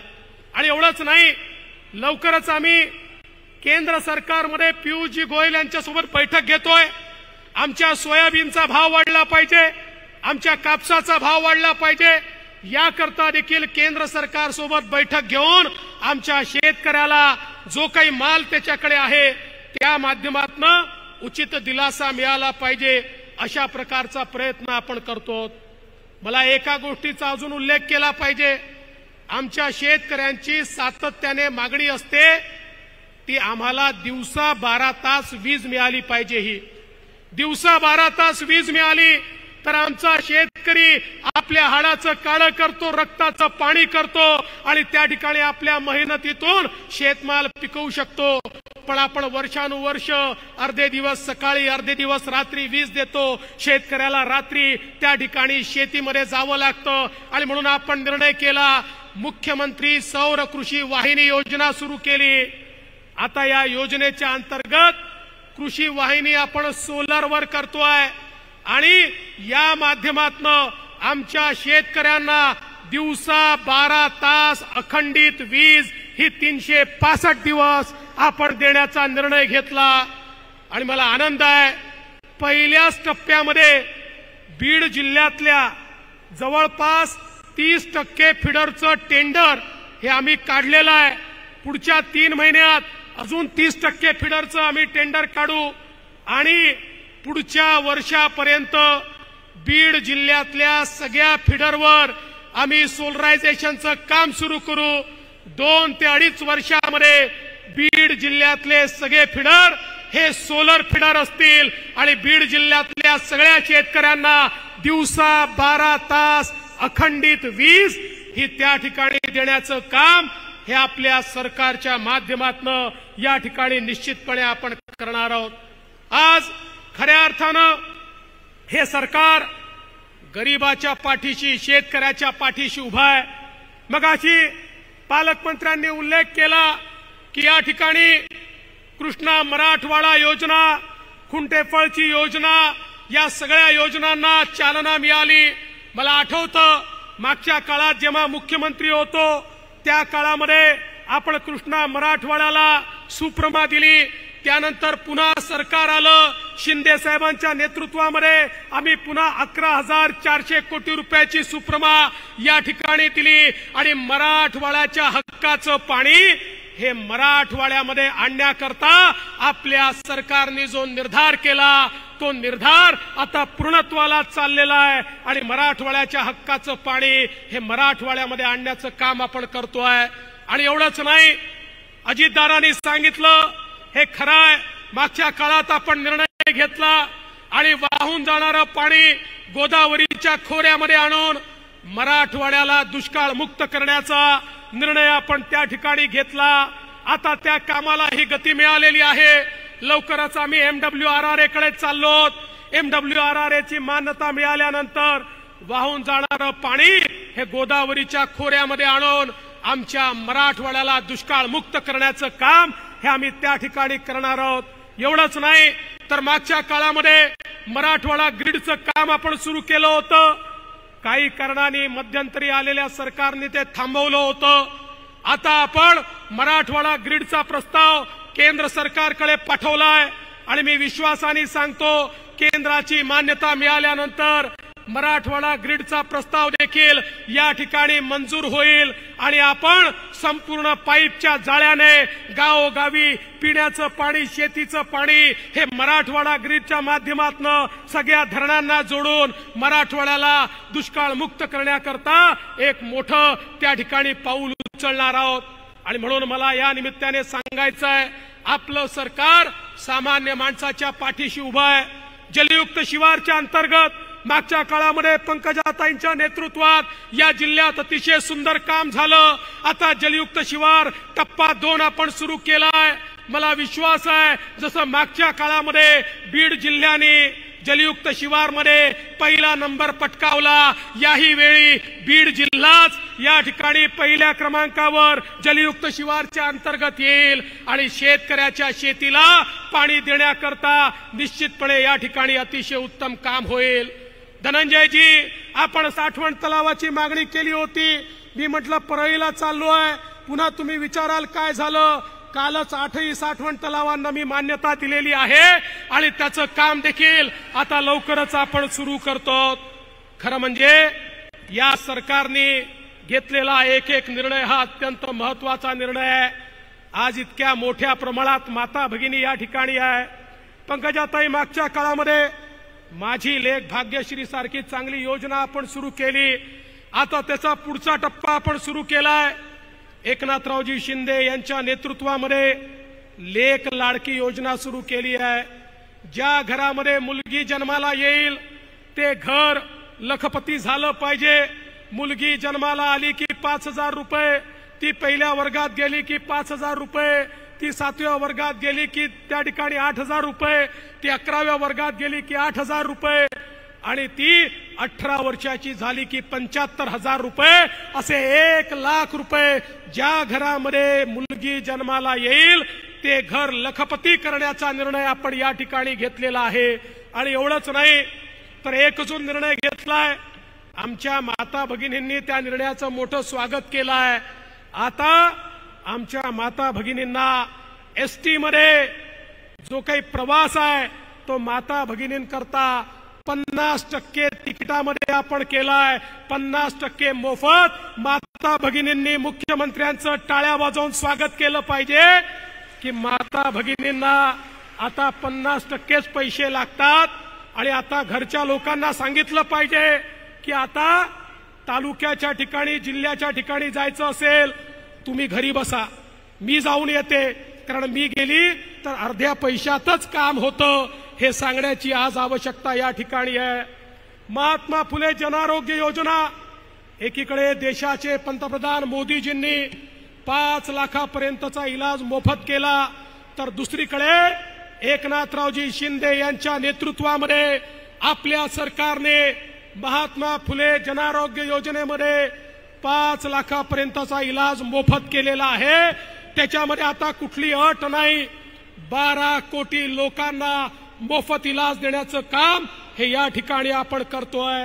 एवढंच नाही तर आता आपण महाराष्ट्रामध्ये मोदी आवास योजना सुरू केली आहे आणि मोदी आवास योजनेच्या अंतर्गत 10 लाख घरं ओबीसी करता या ठिकाणी बांधण्याचा निर्णय हा आपल्या सरकारने घेतलाय.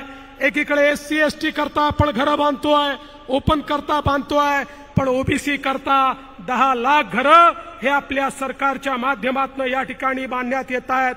एवढंच नाही, आमच्या अंगणवाडी सेविका असतील, गटप्रवर्तक असतील, आशा सेविका असतील, सगळ्यांच्या मानधनामध्ये 1,500 ते 1,700 रुपये वाढ आपल्या सरकारने या ठिकाणी केली आहे. जे निराधारचे लोक आहेत त्यांना 1000च्या ऐवजी 1,500 रुपये पेन्शन करण्याचा निर्णय आपण घेतला आहे. आणि या व्यतिरिक्त मोठ्या प्रमाणात आमच्या मुलांच्या स्कॉलरशिपचे पैसे देखील वाढवण्याचं काम हे आपल्या सरकारने या ठिकाणी केलेलं आहे.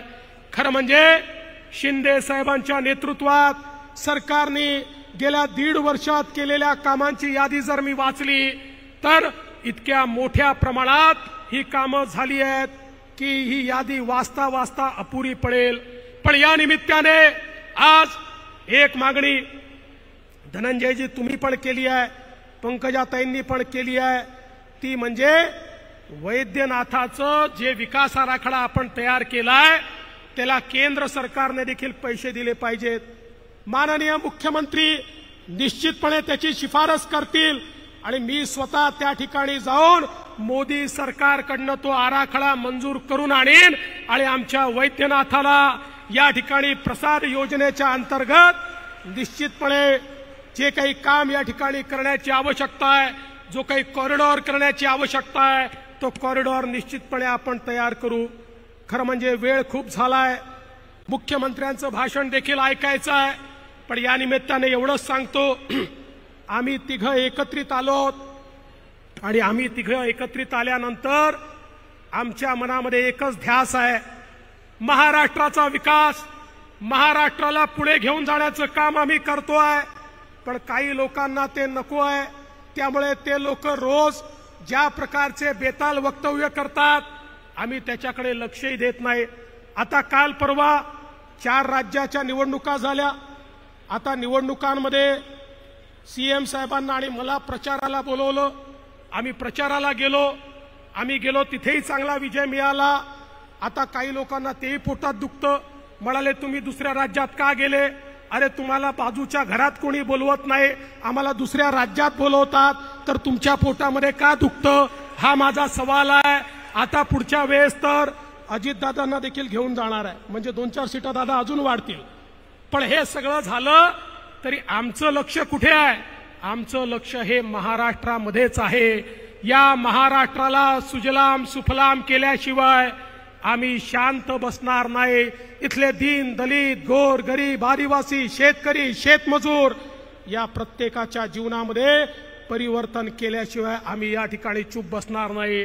आणि म्हणून जाता जाता केवळ एवढंच सांगतो, मगाशी आमच्या पंकजाताई म्हणाल्या की सगळ्यांना ही उत्कंठा आहे की आज या स्टेजवर पंकजाताई पण आहेत आणि धनंजय मुंडे पण आहेत. मी दोघांना विनंती एवढीच करेन की तुम्ही असेच एका स्टेजवर राहा आणि आमच्या तिघांची ताकद तुमच्या पाठीशी अशी उभी करू की परळी असेल बीड असेल काहीही पाहायची आवश्यकता नाही. आम्ही पूर्ण ताकदीने ताई तुमच्या पाठीशी आहोत आणि तुम्ही सगळे जर एकत्रित राहिलात तर परळीचंही कल्याण होईल, बीडचंही कल्याण होईल आणि महाराष्ट्राचंही कल्याण होईल. आणि म्हणून हा मंच असाच आम्हाला दिसत राहील हा विश्वास व्यक्त करतो आणि माझं बोलणं संपवतो. धन्यवाद. जय हिंद, जय महाराष्ट्र.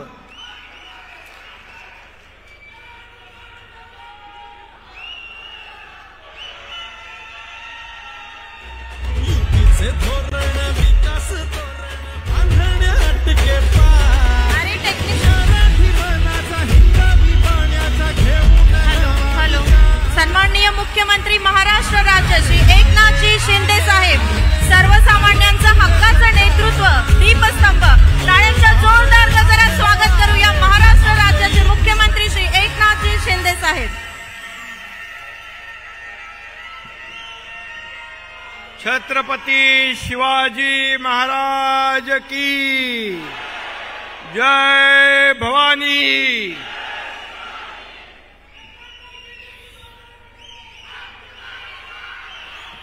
शासन आपल्या दारी या कार्यक्रमाला उपस्थित आपले लोकप्रिय उपमुख्यमंत्री देवेंद्र फडणवीसजी, आपले धडाडीचे उपमुख्यमंत्री अजितदादा पवारजी,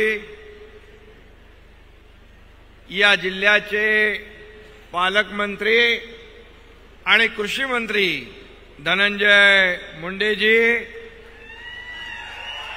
माजी मंत्री पंकजाताई मुंडे, आमदार सुरेश धस, आमदार प्रकाश सोळंके, आमदार लक्ष्मण पवार, आमदार बाळासाहेब आसपे, आमदार नमिताताई मुंदडा, सुरेश नवले, भीमराव धोंडे, पुंडलिक खांडे, सचिन मुळूक, विभागीय आयुक्त, जिल्हाधिकारी, एसपी, सर्व मान्यवर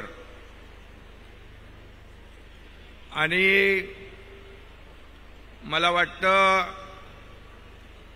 इकडे नजर पोचत नाही तिथपर्यंत असलेल्या माता भगिनी इकडेही आहेत, इकडे आहेत, इकडे सरपंच, इकडे महिला भगिनी, बचत गट सगळे आणि बाहेर रस्त्यावर देखील एवढीच लोक आहेत. मला वाटतं धनंजय, आतापर्यंत झालेल्या शासन आपल्या दारी मला वाटतं 20 कार्यक्रम झाल्या, त्याच्यात सगळ्यात मोठा आणि रेकॉर्ड ब्रेक असा हा शासन आपल्या दारी तुम्ही यशस्वी केल्याबद्दल तुम्हाला सगळ्यांना मनापासून धन्यवाद, मनापासून अभिनंदन.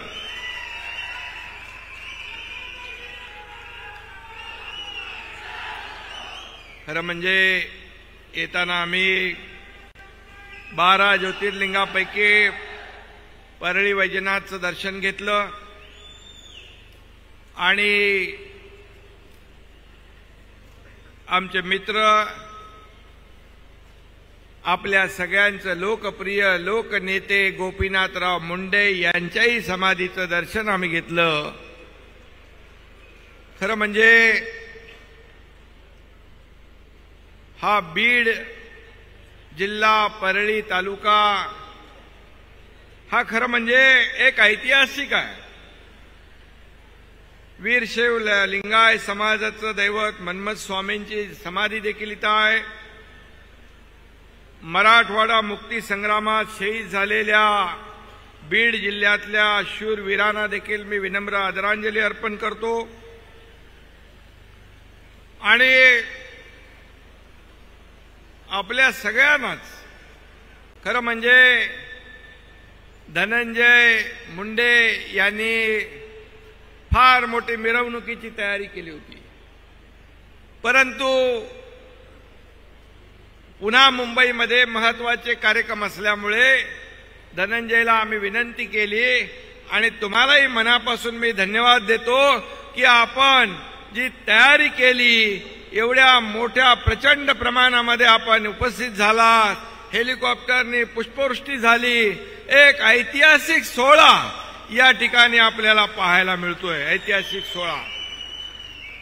आणि आम्ही येताना आमच्या तिघांच्या बरोबर पंकजाताईला पण विमानातून घेऊन आलो आणि हेलिकॉप्टरमध्ये धनंजयला पण घेतलं आणि सगळ्यांना एकत्र घेऊन या व्यासपीठावर आलेलो आहे. आता धनंजयनी सांगितलंय या बीडचा विकास आपण सगळ्यांनी एकत्र येऊन करू, एक दिलाने करू. सरकार आपल्या पाठीशी आहे. सरकार हे सर्वसामान्यांचं आहे, हे गोरगरिबांचं आहे, हे कष्टकऱ्यांचं आहे, या महिला भगिनींचं आहे. आणि म्हणूनच शासन आपल्या दारी जवळपास 20 कार्यक्रम झाले. मला आपल्याला सांगायला समाधान वाटतंय की जवळपास 1,84,00,000 लोकांनी या शासन आपल्या दारीचा फायदा घेतलाय, लाभ घेतलाय. खरं म्हणजे योजना, निर्णय, लाभ, लाभार्थी हे सगळं ठरलेलं असतं, परंतु लाभ घेण्यासाठी, लाभ मिळवण्यासाठी ज्या चक्रा माराव्या लागतात, जे खेटे घालावे लागतात, ते आपल्या सरकारमध्ये लागता कामा नये. म्हणून आम्ही ठरवलं की शासन छताखाली एका जाऊन आपल्या दारी जाऊन या सगळ्या सुविधा आणि लाभ देण्याचा निर्णय आम्ही घेतला. खरं म्हणजे मी जिल्हाधिकारी, सर्व अधिकारी यांचं मनापासून अभिनंदन करतो, अगदी कर्मचाऱ्यांपर्यंत, की गावागावामध्ये जाऊन लाभार्थ्यांना शोधणं, त्यांची नोंद करणं, हे मला वाटतं कधी कुणी पाहिलं नसेल. परंतु ही देखील एक स्पर्धा लागलेली आहे प्रशासनामध्ये. कारण शेवटी आज आपण पाहिलं की लाभार्थी व्यासपीठावर होते, लाभार्थी आपापले लाभ घेऊन गेले. जवळपास या ठिकाणी आज आपण 749 कोटी रुपयांचे लाभ या ठिकाणी वाटतोय, 749 कोटी. आणि म्हणून 286 कोटींचा परळी वैजनाथ ज्योतिर्लिंग विकासाचा देखील आज भूमिपूजन झालेलं आहे. आणखी काय काय मगाशी धनंजय यांनी सांगितलं की आपल्याला मिळालेला निधी, या ठिकाणच्या विकासाला सरकारने दिलेली साथ. पण एक मात्र आणखी ते सांगायला विसरले, ते मी या ठिकाणी सांगू इच्छितो की नगरोत्थानमधून कालच मी सही करून एक नगरोत्थान टप्पा 2 मध्ये 141 कोटीला मान्यता दिलेली आहे. आणि हा GR देखील आहे. आम्ही फक्त बोलत नाही तर करून दाखवतो आणि केल्यावर बोलतो. पण आज काही लोक म्हणतात पत्रकार परिषद घेऊन की हा शासन आपल्या दारी हा सरकारचा बोगस कार्यक्रम आहे. मला सांगा, तुम्ही हजारो लोक या ठिकाणी उपस्थित झालात, या व्यासपीठावरून अनेक लोकांनी लाभ घेऊन गेले. जे 2.5 वर्ष घरी बसले त्यांना काय कळणार? शासन आपल्या दारीचं महत्व काय कळणार, शेतकऱ्यांच्या, कष्टकऱ्यांच्या आणि माता भगिनींच्या वेदना. आणि म्हणून ज्यांनी 2.5 वर्ष घरात बसून बोगसगिरी केली त्यांनी या कार्यक्रमाला बोगस म्हणावं, हा तमाम या शासन आपल्या दारीमध्ये आलेल्या लोकांचा अपमान आहे. आणि म्हणून मी आपल्याला एवढंच सांगतो, या शासन आपल्या दारी हा जो कार्यक्रम आहे हा सर्वसामान्य लोकांसाठी आहे, सर्वसामान्यांना न्याय देण्यासाठी आहे. हे सरकार तुमचं आहे, हे सरकार आपलं आहे. आणि म्हणून आपल्या सरकारमध्ये असणाऱ्या योजना त्यांची अंमलबजावणी काटेकोरपणे झाली पाहिजे, म्हणून आपला हा आटापिटा आहे. आणि म्हणूनच मी आपल्याला एवढंच सांगेन की कुठल्याही परिस्थितीमध्ये आम्ही बिलकुल, मगाशी अजितदादाही म्हणाले, देवेंद्रजी म्हणाले, त्यांच्या पायाखालची वाळू सरकली आहे, काय करावं सुचत नाही. एवढ्या मोठ्या मोठ्या संख्येने लोक या शासन आपल्या दारी या कार्यक्रमाला येऊ लागले. निवडणुकीमध्ये काय होणार, आणखी पुढे कार्यक्रम आहेत. पुढच्या गेल्या आठवड्यामध्ये ग्रामपंचायतीच्या निवडणुकांमध्ये आपल्या महायुतीला 2/3 पूर्ण बहुमत मिळालं. ही पोटदुखी आहे आणि ही पोटदुखी त्यांच्या छातीत धडकी भरवणारी आहे. परंतु आम्ही त्यांना कामाने उत्तर देतोय. तुम्ही किती आरोप केले तरी सुद्धा डबल तेवढ्या ताकदीचं काम सरकार केल्याशिवाय राहणार नाही. आणि म्हणून काल परवाच्या दिवशी जे निकाल लागले ते निकाल पाहिल्यानंतर मोदीजींची जी काही लाट या देशामध्ये लोकांनी पाहिली, मोदीजींचा करिश्मा संपला असं म्हणणाऱ्यांना मुंहतोड जवाब या देशातल्या जनतेने दिलेला आहे. आणि म्हणूनच आपण देखील केंद्र सरकार आणि राज्य सरकार मिळून हे डबल इंजिनचं सरकार काम करतंय. आपल्याला केंद्राचंही पाठबळ आहे. मला सांगा, गेल्या 9 वर्षामध्ये आदरणीय प्रधानमंत्री महोदयांनी जे केलेलं काम आहे ते गेल्या 50-60 वर्षात आधीच्या राज्यकर्त्यांना दुर्दैवाने करता आलं नाही. आणि म्हणूनच काल परवाच्या निवडणुकांमध्ये साप धुव्वा उडवलाय जनतेने. आणि येणाऱ्या 2024च्या लोकसभेच्या निवडणुकांमध्ये देखील पुन्हा नरेंद्र मोदीच याच्यावर शिक्कामोर्तब जनतेने केलंय, लोकांनी केलंय, याचीच पोटसूळ आहे. आणि म्हणून मला सांगा, मोदीजींनी गेल्या 9 वर्षामध्ये एक तरी सुट्टी घेतलीये? एक तरी दिवाळी त्यांनी कुटुंबाबरोबर साजरी केली आहे? दिवाळीला ते सेना आपल्या बॉर्डरवर जातात, आपल्या सेनेतल्या जवानांबरोबर, लष्कराबरोबर दिवाळी साजरी करतात. आणि असा प्रधानमंत्री आपल्या देशाला लाभला, हे आपलं भाग्य आहे. आणि म्हणून शासन आपल्या दारीच्या माध्यमातून जे जे लोक आरोप करतील, माझ्या माय भगिनी इकडे बसलेल्या आहेत, सरपंच आहेत, बांधव आहेत, यांना जे आपले टिंगल टवाळी करतायत, बदनामी करतायत, त्यांना वेळ येईल तेव्हा आपल्याकडून योग्य उत्तर गेल्याशिवाय राहणार नाही, अशा प्रकारचा देखील विश्वास मी या ठिकाणी व्यक्त करतो. आणि रोज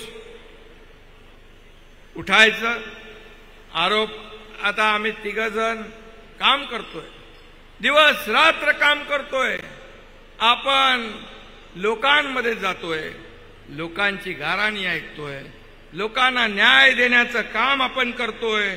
आणि म्हणूनच हे जे काही आज आपण पाहतोय ते चित्र या महाराष्ट्रामध्ये आज बदललेलं चित्र पाहतोय. आणि आज जे आम्ही निर्णय घेतलेत, जे देवेंद्रजींनी या ठिकाणी सांगितलेत, सर्वसामान्य लोकांच्या हितासाठी, शेतकऱ्यांसाठी, कष्टकऱ्यांसाठी, शेतकऱ्यांना म्हणाले वाऱ्यावर सोडले, मला सांगा, शेतकऱ्यांचा मोबदला, नुकसान भरपाई आपण NDRFच्या दुप्पट केली. 2 हेक्टरचे 3 हेक्टर केले.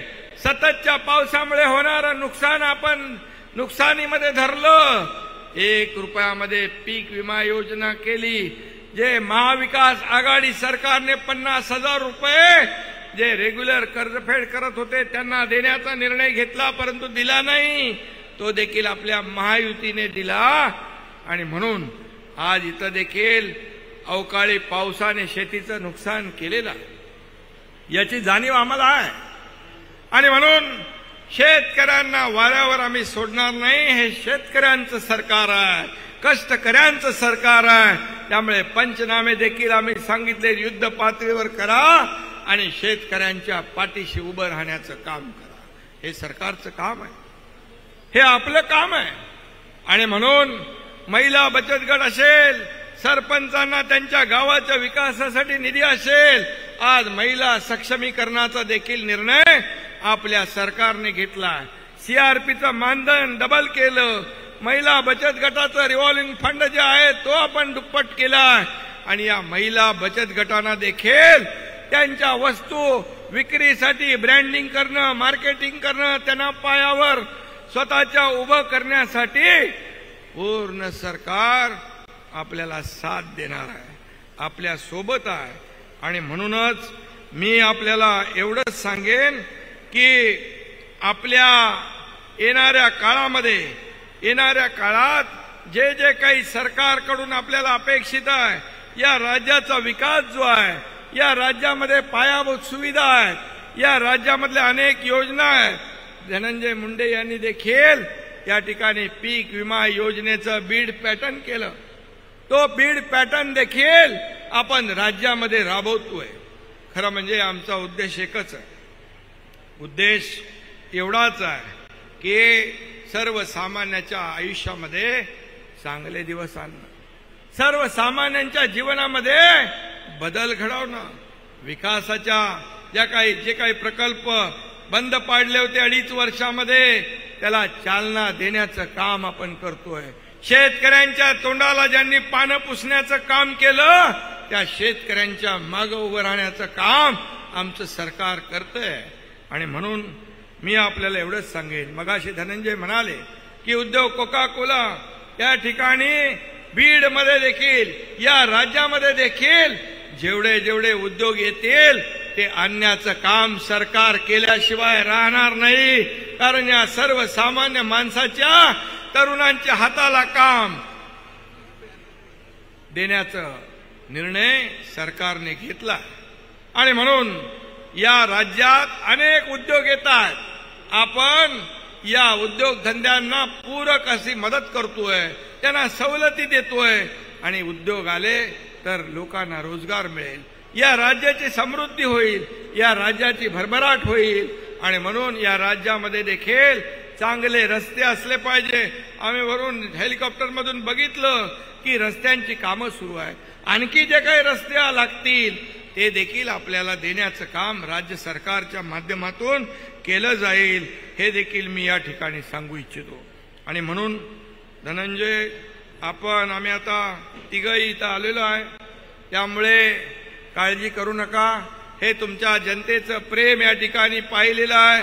त्यामुळे या जनता जनार्दनासाठी जे जे काही करावं लागेल ते सरकार केल्याशिवाय राहणार नाही, हा शब्द या राज्याचा मुख्यमंत्री म्हणून मी आपल्याला देऊ इच्छितोय.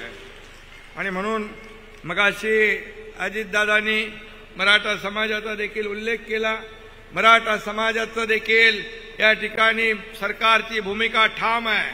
मराठा समाजाचं आरक्षण देत असताना इतर कुठल्याही घटकावर, इतर कुठल्याही समाजावर अन्याय न करता मराठा समाजाला त्याचं हक्काचं, टिकणारं, कायद्यामध्ये बसणारं आरक्षण देणं ही आमची जबाबदारी आहे आणि ते आम्ही देणार, हा देखील विश्वास मी या ठिकाणी आपल्याला देऊ इच्छितो. आणि म्हणून शासन आपल्या दारी हा अतिशय मोठा कार्यक्रम आज आपला या ठिकाणी झालाय. मगाशीच मी सांगितलं की आतापर्यंतच्या जेवढ्या शासन आपल्या दारी झाले त्याचा उच्चांक रेकॉर्ड ब्रेक आजच्या या कार्यक्रमाने आपण केलेला आहे आणि म्हणून पुन्हा आपल्याला मी मनापासून या ठिकाणी धन्यवाद देतो. मनापासून धनंजय तुमचं अभिनंदन करतो, शुभेच्छा देतो. जय हिंद, जय महाराष्ट्र.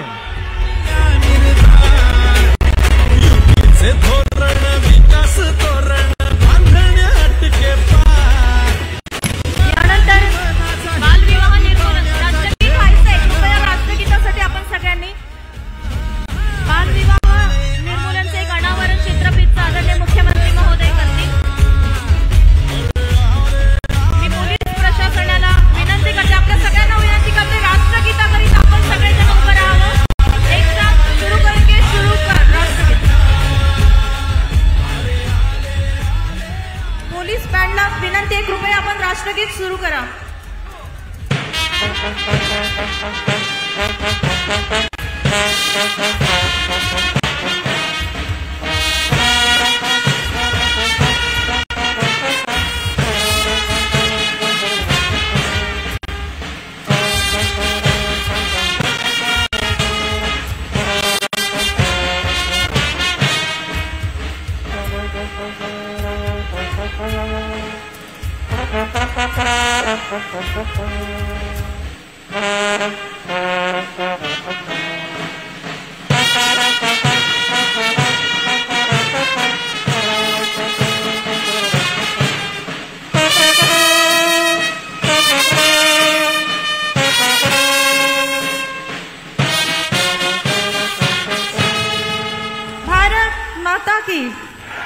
विचारपीठावरील उपस्थित सर्व मान्यवरांचं जिल्हा प्रशासन बीडच्या वतीने मनपूर्वक आभार. या कार्यक्रमाला उपस्थित सर्व अधिकारी मंडळींचं मनपूर्वक आभार.